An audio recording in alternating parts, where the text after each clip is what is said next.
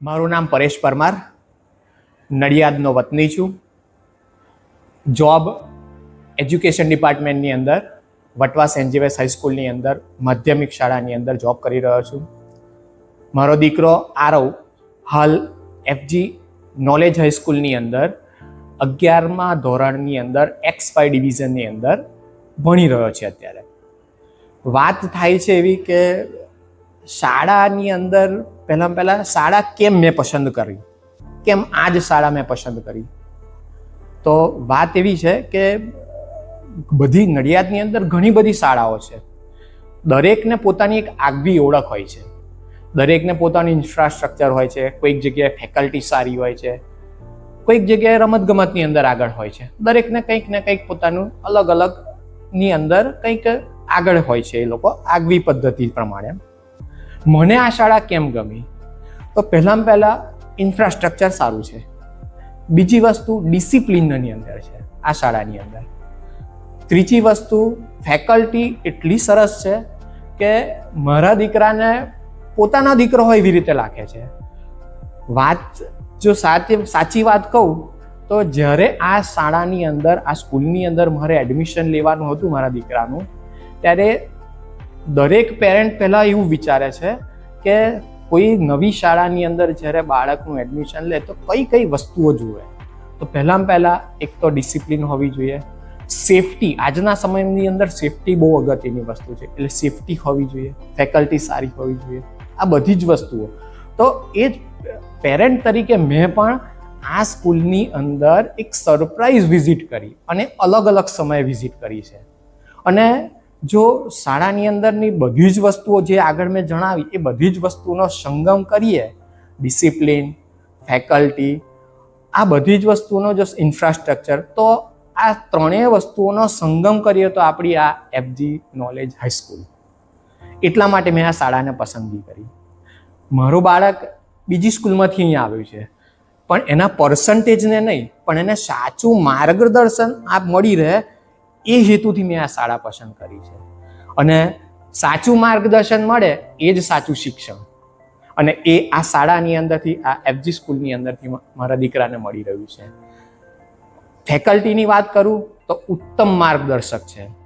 મેડમની વાત કરું કે પછી કોઈ પણ મેન્ટર ટીચરની વાત કરું તો એક યોગ્ય માર્ગદર્શન આપે છે, એક યોગ્ય પ્રેરણા આપે છે.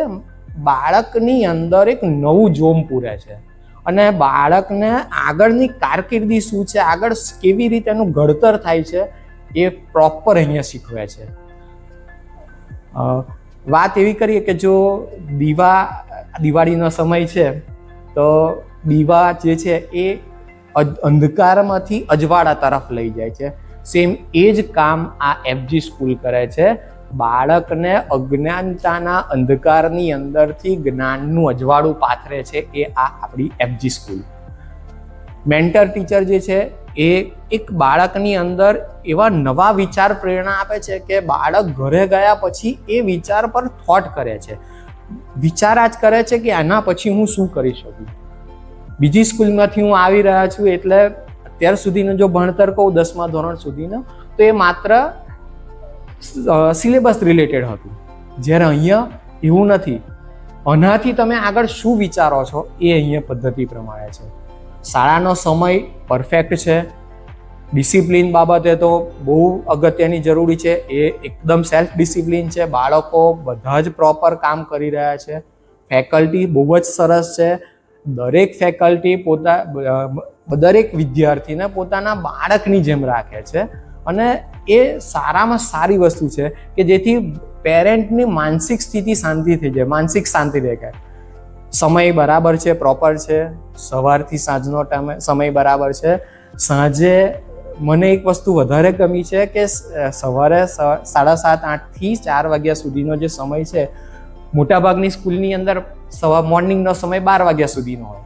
પછી બાળક અલગ ટ્યુશનમાં જાય, બીજા ટ્યુશનમાં જાય, ત્રીજા ટ્યુશનમાં જાય. આ બધી જ વસ્તુ એક જ જગ્યાએ પ્રોપર મળી રહી છે. એટલે એક વસ્તુ અમારા માટે બેનિફિટ છે, અમારા માટે પ્રોફિટ છે કે એક જ જગ્યાએથી બધી જ વસ્તુ આપણને પ્રોવાઈડ થઈ રહી છે.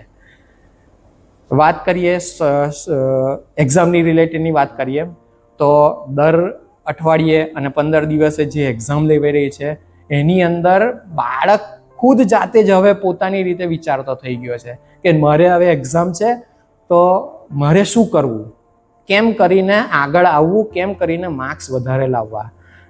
મેન્ટર ટીચરે એક સરસ ક્વેશ્ચન પૂછેલો આ વખતે કે તારે કેટલા સુધી આગળ પહોંચવું છે, કેટલા પર્સન્ટેજ લાવવા છે ઇન્ટરનલની અંદર.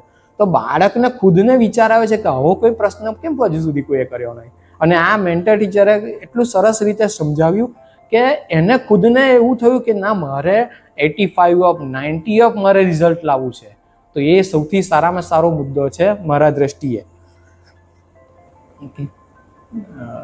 બાળકની અંદર આત્મવિશ્વાસ વધે છે, નવી નવી વિચારસરણી ધરાવે છે કે ભાઈ હવે મારાથી નવા એની અંદર કયો ક્વેશ્ચન એવો આવે છે કે જેનો જવાબ મને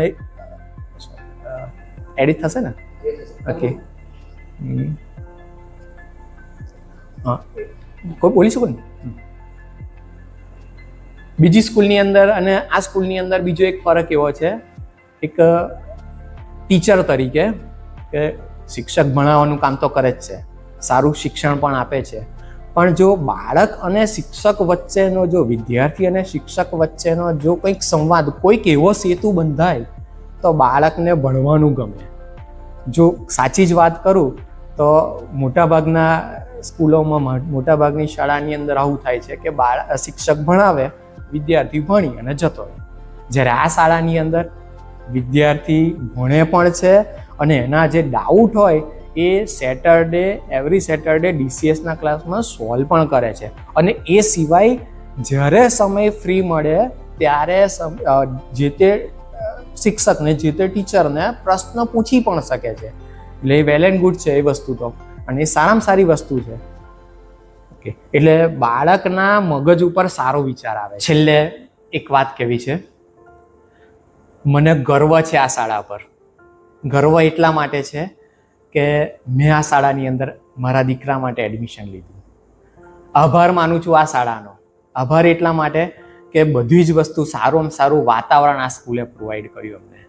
અને સૌથી વધારે જો આભાર માનવામાં આવે તો માર્ગદર્શક ટીચરોનો, માર્ગદર્શક શિક્ષકોનો, એમનો કોટી કોટી આભાર.